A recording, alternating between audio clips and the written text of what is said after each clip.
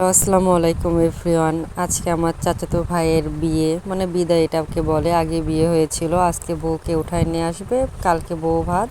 তো এখানে আমার বড় মেয়ে, মানে আমার বোনের মেয়ে, সে তাকে ছোটোবেলা থেকে আমি আসলে মেয়ের মতনই পালছি। আমার রেডি হয়ে বের হলাম। তারপর এখানে আমার আর একটা মেয়ে, মানে আমার নিজের মেয়ে যেটা, আমরা যাচ্ছি দাদির বাড়ি থেকে মাইক্রোতে উঠলাম। জায়গা ছিল না দেখে আমার ভাতিজার উপর আমার ভাগ্নে আছে দেখে আমি ভিডিও করতেছি দেখে তারা লজ্জা পাচ্ছিল। ছোটোবেলায় আমি আর আমার বড় ভাই এরকম করে যাইতাম সব জায়গায়, মানে একসাথে সবসময় থাকতাম। তো আমি হাসতেছিলাম।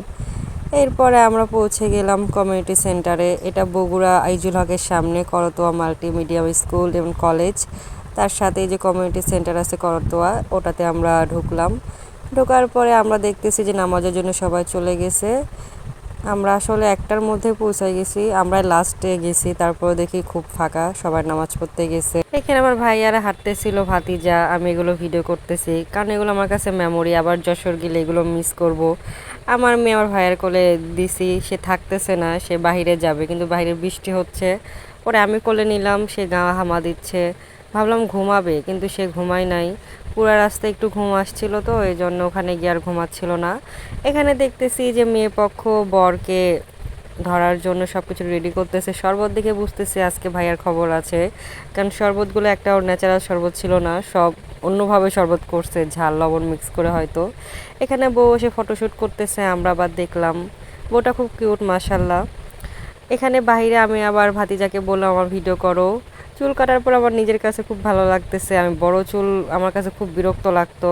তো আমার ভাতিজা আমার ক্যামেরাম্যান। এখানে আমি ভালো মদের একটু ভিডিও করি। এটা আমার বোনের ছেলে, এটা বোনের মেয়ে, আর ওখানে আমার ভাতিজা। মাশাল্লাহ বলবেন সবাই, তারা অনেক ভালোবাসে আমাকে, আমি তাদেরকে অনেক ভালোবাসি। আমার ভাতিজা আজকে আমার ক্যামেরাম্যান। ওকে আমি যখনই বলি আমার ফোনটা দিয়ে ভিডিও করে দাও, একদম পারফেক্টলি করে। আমার বাসায় আসলে ছোটোবেলা থেকেই সে আমার খুব, মানে 3-4 বছর থেকে সে আমার ফোন ধরতে পারে খুব ভালোভাবে। এখানে আবার ঢুকে যাচ্ছিলাম, তখন চাচি চাচা গল্প করলো, কারণ আমি 2-3 বছর পর তাদের সাথে আমার দেখা ওইভাবে হয় না। এরপরে খাবারের টাইম হয়ে গেছে, আমরা সবাই বসলাম। এখানে আমার মেয়ে প্লেট নিয়ে খুব দুষ্টামি করতেছিল। তারপর খাবার দেওয়ার আগে সবাই জায়গাতে ঠিকভাবে বসতেছিল, তো ভাবলাম নিজেকে একটু দেখি। আমি আজকে তেমন পিক ছবি কিছুই তুলি নাই, বাচ্চার মা হয়েছি তো ওইভাবে আর সময় হয় না। 30 মিনিটের মধ্যে আজকে আমি সব রেডি হয়েছি। আমার মেয়েকে, আমার ভাগ্নিকে, আমি প্লাস ভাবিকে একটু সাজাই দিছিলাম। এরপর আমার মেয়ে খাবার আসার আগেই শশা নিয়ে পড়ে আছে। এরপর এখানে সাদা পোলাও দিল, আমার মা এটা বেড়ে দিচ্ছিল আমাকে। এখানে টিকিয়া দিল। বগুড়াতে আমাদের এইভাবেই বিয়ের আপ্যায়ন করা হয়। এখানে ডালঘাটে, অনেকে ডালঘাটি চেনে না যে বগুড়াতে ডালঘাটে আসলে কিভাবে দেয়। তো এখানে চিকেন রোস্ট ছিল। আমি নর্মালি বগুড়াতে আমি খুব পছন্দ করি চিকেন রোস্ট, সবজি আর এই ডালঘাটিটা। এখানে খাসির মাংস, গরুর মাংস সব ছিল। দেন দই মিষ্টি এগুলো দিল, সাথে পানি ছিল এক্সট্রা, আর লেমন একটা। খাওয়া দাওয়া শেষ করে নিজেকে আবার দেখতেছিলাম যে সব ঠিক আছে নাকি। মেয়ে মানুষ তো অলওয়েজ ক্যামেরাতেই দেখি আমরা নিজেকে পারফেক্ট লাগতেছে নাকি।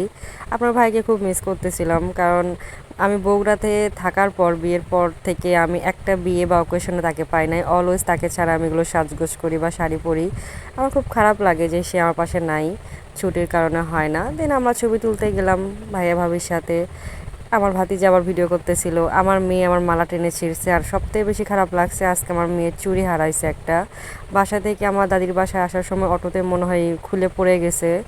তার হওয়ার পরে এটা আমি বানাই দিয়েছিলাম, একটা স্মৃতি আছে, আমি আশা করি না এটা হবে। তো আমার মেয়ে আর কি বাহিরে যাবে, খুব কান্নাকাটি করতেছিল। তো আমার ভাতিজা ওকে নিচে নামাই দিছে, নিয়ে ওকে ডাকতেছিল ওর দিকে, ওর সাথে আবার যাচ্ছে। কাল থেকে তার বড় ভাইয়ের সাথে যে একটা মিল হয়েছে, খুব থাকে তার সাথে।